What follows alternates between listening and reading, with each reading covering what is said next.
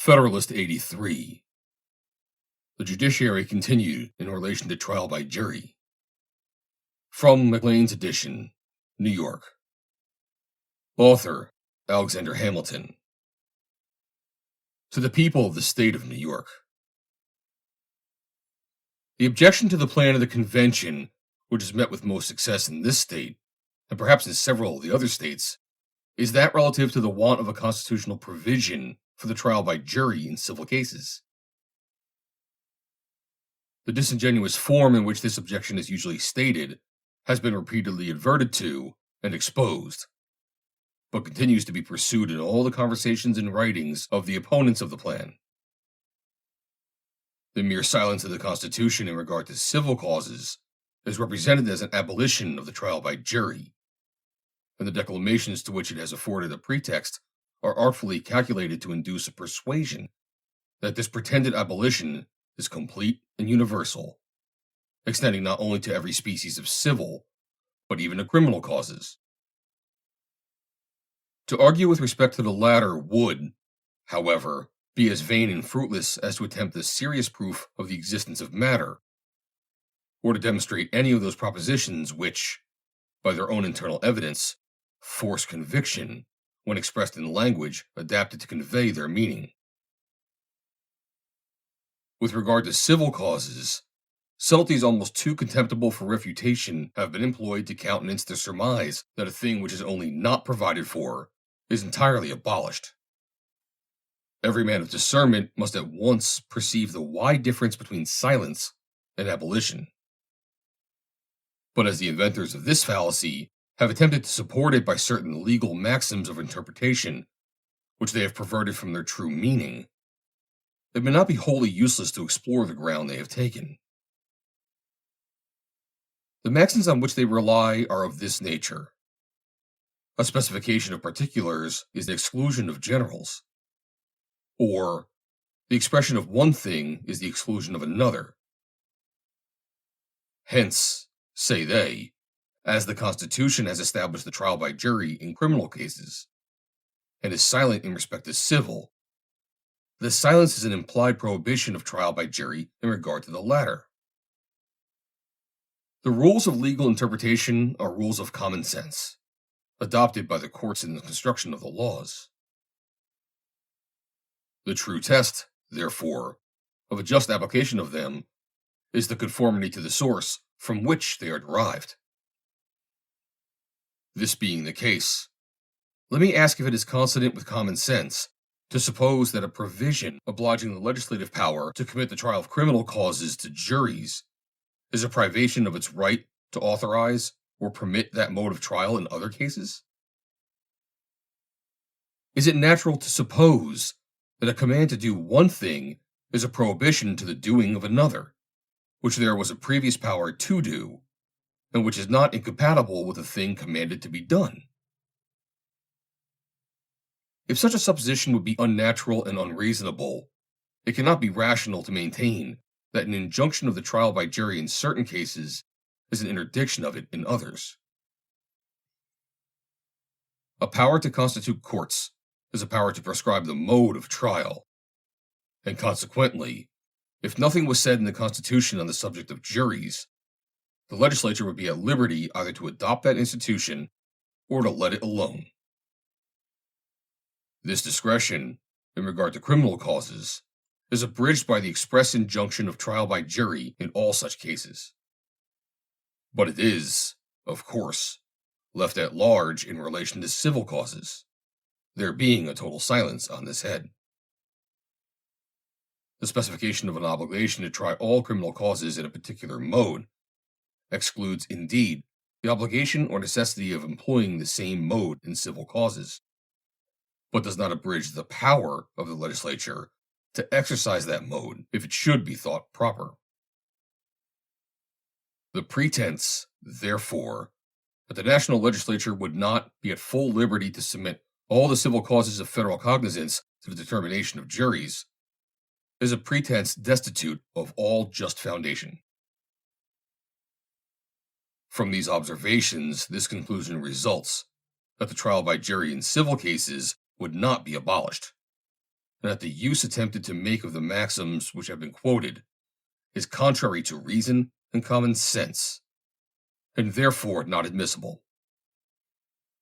Even if these maxims had a precise technical sense, corresponding with the idea of those who employ them upon the present occasion, which, however, is not the case, they would still be inapplicable to the constitution of government. In relation to such a subject, the natural and obvious sense of its provisions, apart from any technical rules, is the true criterion of construction. Having now seen that the maxims relied upon will not bear the use made of them, let us endeavor to ascertain their proper use and true meaning. This will best be done by examples. The plan of the convention declares that the power of Congress, or in other words, of the national legislature, shall extend to certain enumerated cases. This specification of particulars evidently excludes all pretension to a general legislative authority, because an affirmative grant of special powers would be absurd, as well as useless, if a general authority was intended. In like manner, the judicial authority of the federal adjudicators is declared by the Constitution to comprehend certain cases particularly specified. The expression of those cases marks the precise limits beyond which the federal courts cannot extend their jurisdiction, because the objects of their cognizance being enumerated, the specification would be nugatory if it did not exclude all ideas of more extensive authority. These examples are sufficient to elucidate the maxims which have been mentioned, and to designate the manner in which they should be used. But that there should be no misapprehensions upon the subject, I shall add one case more to demonstrate the proper use of these maxims and the abuse which has been made of them. Let us suppose that by the laws of this state, a married woman was incapable of conveying her estate, and that the legislature, considering this an evil, should enact that she might dispose of her property by deed executed in the presence of a magistrate. In such a case, there could be no doubt but the specification would amount to an exclusion of any other mode of conveyance, because the woman, having no previous power to alienate her property, the specification determines the particular mode which she is, for that purpose, to avail herself of. But let us further suppose that in the subsequent part of the same act, it should be declared that no woman should dispose of any estate of a determinate value without the consent of 3 of her nearest relations, signified by their signing the deed. Could it be inferred from this regulation that a married woman might not procure the approbation of her relations to a deed from conveying property of inferior value? The position is too absurd to merit a refutation, yet this is precisely the position which those must establish who contend that the trial by juries in civil cases is abolished, because it is expressly provided for in cases of criminal nature. From these observations, it must appear unquestionably true that trial by jury is in no case abolished by the proposed Constitution. And it is equally true that in those controversies between individuals in which the great body of the people are likely to be interested, that institution will remain precisely in the same situation in which it is placed by the state constitutions, and will be in no degree altered or influenced by the adoption of the plan under consideration. The foundation of this assertion is that the national judiciary will have no cognizance of them, and of course they will remain determinable as heretofore by the state courts only, and in the manner which the state constitutions and laws prescribe.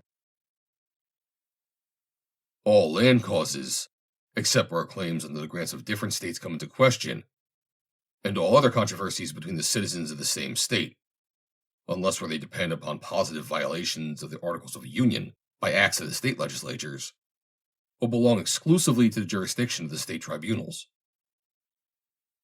Add to this that admiralty causes, and almost all those which are of equity jurisdiction, are determinable under our own government without the intervention of a jury, and the inference from the whole will be that this institution, as it exists with us at present, cannot possibly be affected to any great extent by the proposed alteration in our system of government. The friends and adversaries of the plan of the convention, if they agree in nothing else, concur at least in the value they set upon the trial by jury. Or if there's any difference between them, it consists in this. The former regard it as a valuable safeguard to liberty. The latter represent it as the very palladium of free government. For my own part, the more the operation of the institution has fallen under my observation, the more reason I have discovered for holding it in high estimation. And it would be altogether superfluous to examine to what extent it deserves to be esteemed useful or essential in a representative republic, or how much more merit it will be entitled to as a defense against the oppressions of an hereditary monarch, than as a barrier to the tyranny of popular magistrates in a popular government. Discussions of this kind would be more curious than beneficial, as all are satisfied of the utility of the institution and its friendly aspect to liberty. But I must acknowledge that I cannot readily discern the inseparable connection between the existence of liberty and the trial by jury in civil cases. Arbitrary impeachments, arbitrary methods of prosecuting pretended offenses, and arbitrary punishments upon arbitrary convictions have ever appeared to me to be the great engines of judicial despotism, and these have all relation to criminal proceedings. The trial by jury in criminal cases, aided by the Habeas Corpus Act, seems therefore to be alone concerned in the question. And both of these are provided for, in the most ample manner, in the plan of the convention.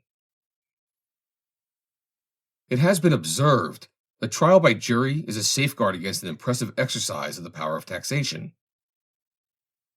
This observation deserves to be canvassed. It is evident that it can have no influence upon the legislature in regard to the amount of taxes to be laid, to the objects upon which they are to be imposed, or to the rule by which they are to be apportioned. If it can have any influence, therefore, it must be upon the mode of collection and the conduct of the officers entrusted with the execution of the revenue laws. As to the mode of collection in this state, under our own Constitution, the trial by jury is in most cases out of use.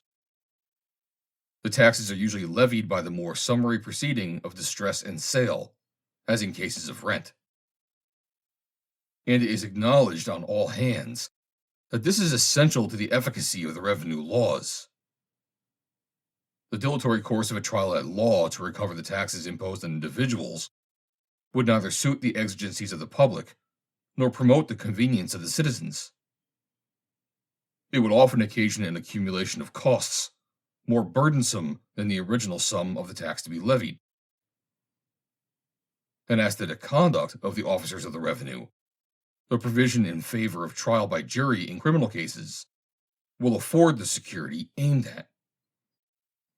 Willful abuses of a public authority to the oppression of the subject, and every species of official extortion, are offenses against the government, for which the persons who commit them may be indicted and punished according to the circumstances of the case. The excellence of the trial by jury in civil cases appears to depend on circumstances foreign to the preservation of liberty. The strongest argument in its favor is that it is a security against corruption, as there is always more time and better opportunity to tamper with a standing body of magistrates than with a jury summoned for the occasion. There is room to suppose that a corrupt influence would more easily find its way to the former than to the latter. The force of this consideration is, however, diminished by others. The sheriff, who is the summoner of ordinary juries, and the clerk of courts, who have the nomination of special juries, are themselves standing officers, and, acting individually, may be supposed more access to the touch of corruption than the judges, who are a collective body.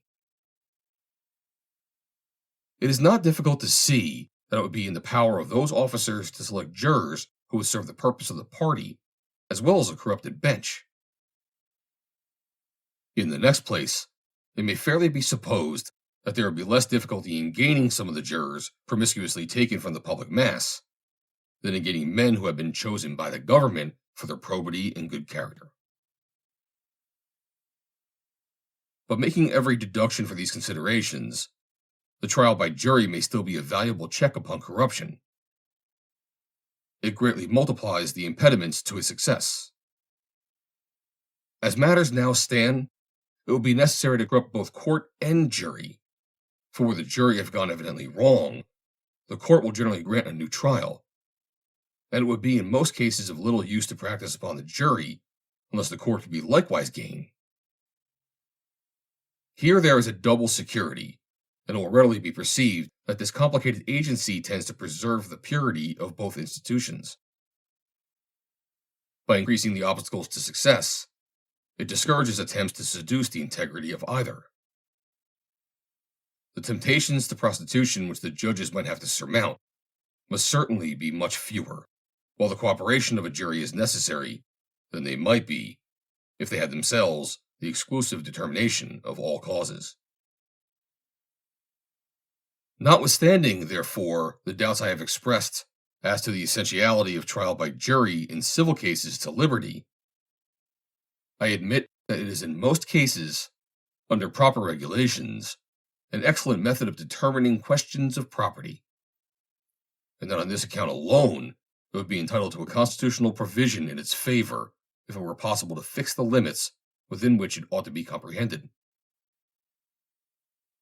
There is, however, in all cases, great difficulty in this, and men not blinded by enthusiasm must be sensible that in a federal government, which is a composition of societies whose ideas and institutions in relation to the matter materially vary from each other, that difficulty must be not a little augmented.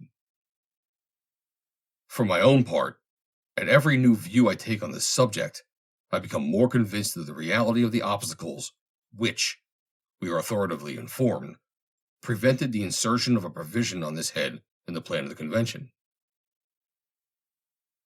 The great difference between the limits of the jury trial in several states is not generally understood, and it must have considerable influence on the sentence we ought to pass upon the omission complained of in regard to this point. An explanation of it is necessary. In this state, our judicial establishments resemble, more nearly than in any other, those of Great Britain.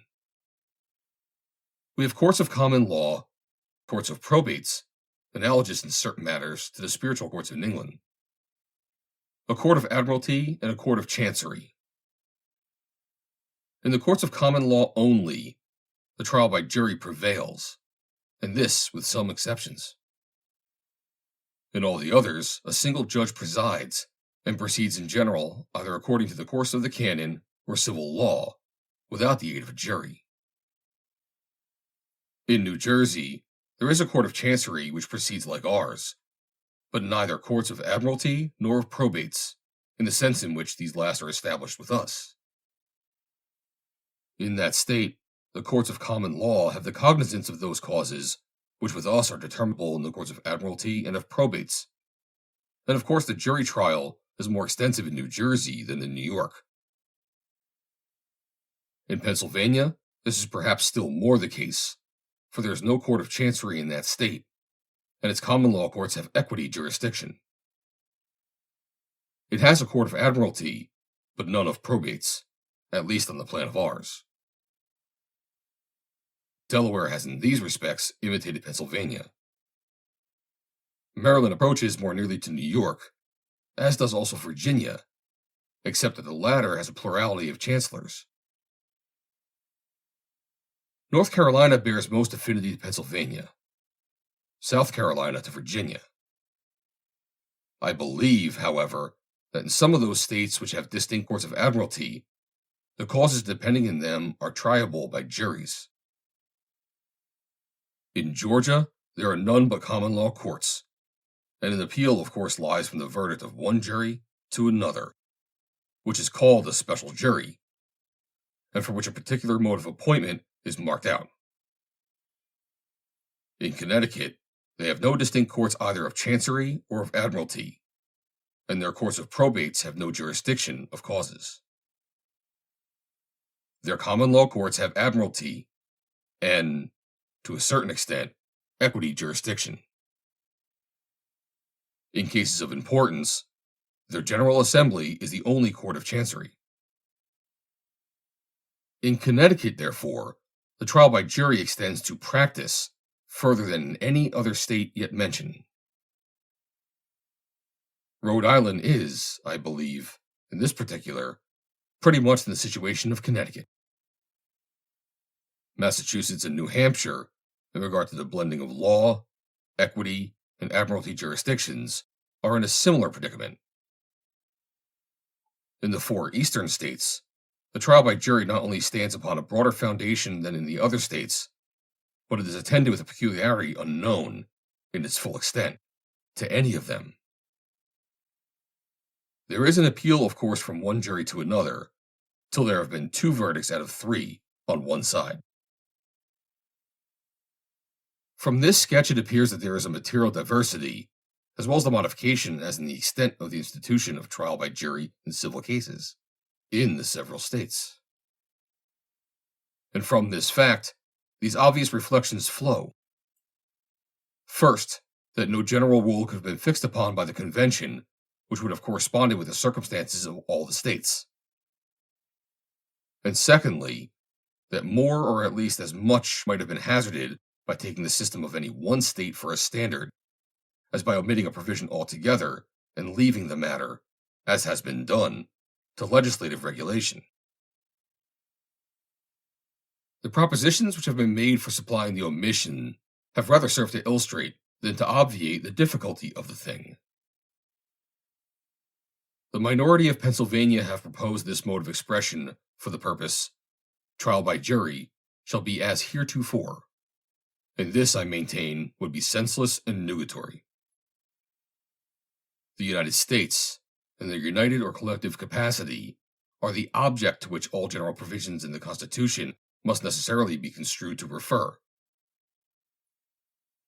Now it is evident that though trial by jury, with various limitations, is known in each state individually, yet in the United States, as such, it is at this time altogether unknown, because the present federal government has no judiciary power whatever. And consequently, there is no proper antecedent or previous establishment to which the term heretofore could relate. It would therefore be destitute of a precise meaning, and inoperative from its uncertainty. As, on the one hand, the form of the provision would not fulfill the intent of the proposers, so, on the other, if I apprehend that intent rightly, it would be in itself inexpedient. I presume it to be that causes in the federal courts should be tried by jury, if, in the state where the courts sat, that mode of trial would obtain in a similar case in the state courts. That is to say, admiralty causes should be tried in Connecticut by a jury, in New York without one. The capricious operation of so dissimilar a method of trial in the same cases, under the same government, is of itself sufficient to dispose every well-regulated judgment towards it. Whether the cause should be tried with or without a jury would depend, in a great number of cases, on the accidental situation of the court and parties. But this is not, in my estimation, the greatest objection. I feel a deep and deliberate conviction that there are many cases in which the trial by jury is an ineligible one. I think it so particularly in cases which concern the public peace with foreign nations. That is, in most cases where the question turns wholly on the laws of nations. Of this nature, among others, are all prize causes. Juries cannot be supposed competent to the investigation that requires a thorough knowledge of the laws and usages of nations. They will sometimes be under the influence of impressions which will not suffer them to pay sufficient regard to those considerations of public policy, which ought to guide their inquiries. There would, of course, be always danger that the rights of other nations might be infringed by their decisions, so as to afford occasions of reprisal and war. though the proper province of juries be to determine matters of fact. Yet in most cases, legal consequences are complicated with fact in such a manner as to render a separation impracticable. It will add great weight to this remark in relation to prize causes, to mention that the method of determining them has been thought worthy of particular regulation in various treaties between different powers of Europe, and that, pursuant to such treaties, they are determinable in Great Britain, in the last resort, before the king himself, in his privy council, where the fact, as well as the law, undergoes a re-examination. This alone demonstrates the impolicy of inserting a fundamental provision in the Constitution which would make the state systems a standard for the national government in the article under consideration, and the danger of encumbering the government with any constitutional provisions, the propriety of which is not indisputable. My convictions are equally strong that great advantages result from the separation of the equity from the law jurisdiction, and that the causes which belong to the former will be improperly committed to juries. The great and primary use of a court of equity is to give relief in extraordinary cases, which are exceptions to general rules. To unite the jurisdiction of such cases with the ordinary jurisdiction must have a tendency to unsettle the general rules, and to subject every case that arises to a special determination, while separation of the one from the other has the contrary effect of rendering one a sentinel over the other, and of keeping each within the expedient limits. Besides this, the circumstances that constitute cases proper for courts of equity are in many instances so nice and intricate that they are incompatible with the genius of trials by jury. They require often such long, deliberate, and critical investigation as would be impracticable to men called from their occupations and obliged to decide before they were permitted to return to them. The simplicity and expedition which form the distinguishing characters of this mode of trial require that the matter to be decided should be reduced to some single and obvious point, while the litigations used in chancery frequently comprehend a long train of minute and independent particulars. It is true that the separation of the equity from the legal jurisdiction is peculiar to the English system of jurisprudence, which is the model that has been followed in several of the states. But it is equally true that the trial by jury has been unknown in every case in which they have been united, and the separation is essential to the preservation of that institution in its pristine purity. The nature of a court of equity will readily permit the extension of its jurisdiction to matters of law, and it is not a little to be suspected that the attempt to extend the jurisdiction of the courts of law to matters of equity will not only be unproductive of the advantages which may be derived from courts of chancery on the plan upon which they are established in this state, but will tend gradually to change the nature of the courts of law, and to undermine the trial by jury by introducing questions too complicated for a decision in that mode. These appear to be conclusive reasons against incorporating the system of all the states in the formation of the national judiciary, according to what may be conjectured to have been the attempt of the Pennsylvania minority. Let us now examine how far the proposition of Massachusetts is calculated to remedy the supposed defect. It is in this form: in civil actions between citizens of different states, every issue of fact arising in actions at common law may be tried by a jury if the parties, or either of them, request it. This, at best, is a proposition confined to one description of causes, and the inference is fair, either that the Massachusetts Convention considered that as the only class of federal causes in which the trial by jury would be proper, or that if desirous of a more extensive provision, they found it impracticable to devise one which would properly answer the end. If the first, the omission of regulation respecting so partial an object can never be considered as a material imperfection in the system. If the last, it affords a strong corroboration of the extreme difficulty of the thing. But this is not all. If we avert to the observations already made respecting the courts that subsist in the several states of the Union, and the different powers exercised by them, it will appear that there are no expressions more vague and indeterminate than those which have been employed to characterize that species of causes which it is intended shall be entitled to a trial by jury. In this state, the boundaries between actions at common law and actions of equitable jurisdiction are ascertained in conformity to the rules which prevail in England upon that subject. In many of the other states, the boundaries are less precise.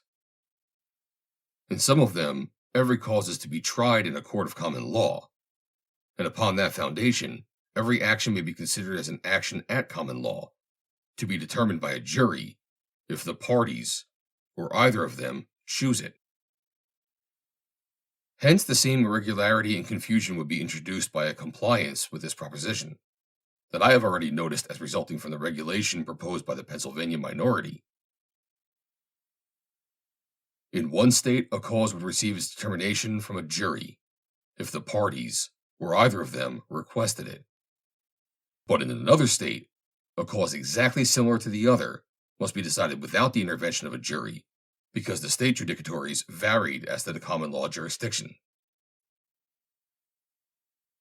It is obvious, therefore, that the Massachusetts proposition upon this subject cannot operate as a general regulation until some uniform plan, with respect to the limits of common law and equitable jurisdictions, shall be adopted by the different states.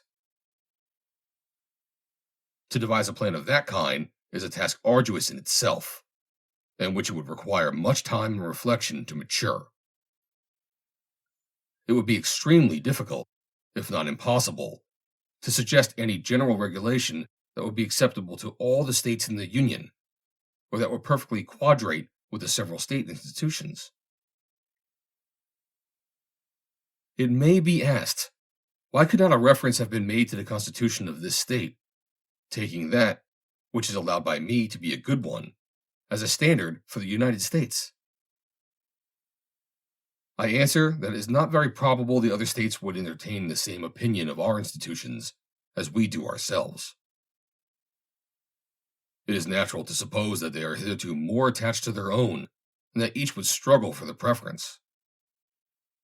If the plan of taking one state as a model for the whole had been thought of in the convention, it is to be presumed that the adoption of it in that body would have been rendered difficult by the predilection of each representative in favor of its own government. But it must be uncertain which of the states would have been taken as the model. It has been shown that many of them would be improper ones, and I leave it to conjecture whether, under all circumstances, it is most likely that New York, or some other state, would have been preferred. But admit that a judicious selection could have been effected in the convention. Still, there would have been a great danger of jealousy and disgust in the other states at the partiality which has been shown to the institutions of one.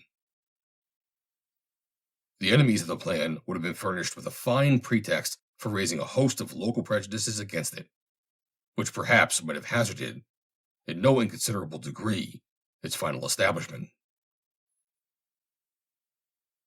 To avoid the embarrassment of a definition of the cases which the trial by jury ought to embrace, it is sometimes suggested by men of enthusiastic tempers that a provision might have been inserted for establishing it in all cases whatsoever.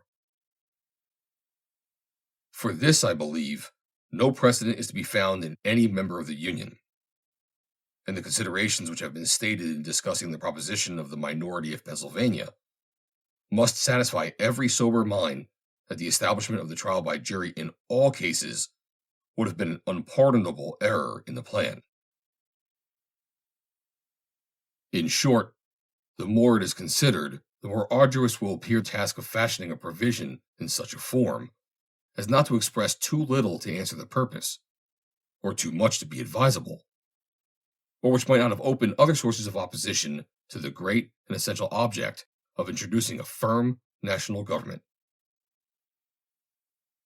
I cannot but persuade myself, on the other hand, that the different lights in which this subject has been placed in the course of these observations will go far towards removing in candid minds the apprehensions they may have entertained on the point. They have tended to show that the security of liberty is materially concerned only in the trial by jury in criminal cases, which is provided for in the most ample manner in the plan of the Convention. That even in far the greatest proportion of civil cases, and those in which the great body of the community is interested, that mode of trial will remain in its full force, as established in the state constitutions, untouched and unaffected by the plan of the Convention. That it is in no case abolished by that plan, and that there are great, if not insurmountable, difficulties in the way of making any precise and proper provision for it in the Constitution for the United States.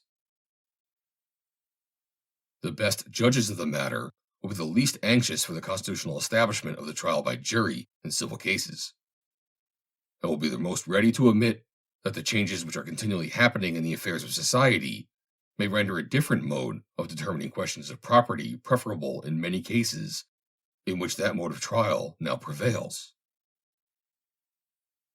For my part, I acknowledge myself to be convinced that even in this state it might be advantageously extended to some cases to which it does not at present apply. It might as advantageously be abridged in others. It is conceded by all reasonable men that it ought not to obtain in all cases. The examples of innovations which contract its ancient limits, as well in these states as in Great Britain, afford a strong presumption that its former extent has been found inconvenient, and give room to suppose that future experience may discover the propriety and utility of other exceptions. I suspect it to be impossible in the nature of the thing to fix the salutary point at which the operation of the institution ought to stop, and this is with me a strong argument for leaving the matter to the discretion of the legislature. This is now clearly understood to be the case in Great Britain, and is equally so in the state of Connecticut. Yet it may be safely affirmed that more numerous encroachments have been made upon the trial by jury in this state since the Revolution, though provided for by a positive article of our Constitution that has happened in the same time either in Connecticut or Great Britain. It may be added that these encroachments have generally originated with the men who endeavor to persuade the people they are the warmest defenders of popular liberty, but who have rarely suffered constitutional obstacles to arrest them in a favorite career. The truth is that the general genius of a government is all that can be substantially relied upon for permanent effects. Particular provisions, though not altogether useless, have far less virtue and efficacy than are commonly ascribed to them, and the want of them will never be, with men of sound discernment, a decisive objection to any plan which exhibits the leading characters of a good government. It certainly sounds not a little harsh and extraordinary to affirm that there is no security for liberty in a Constitution which expressly establishes the trial by jury in criminal cases, because it does not do it in civil also. While it is a notorious fact that Connecticut, which has been ever regarded as the most popular state in the Union, can boast of no constitutional provision for either. Publius. Read by Joe DeNoia, Chesterfield, New Jersey, November 29th, 2022.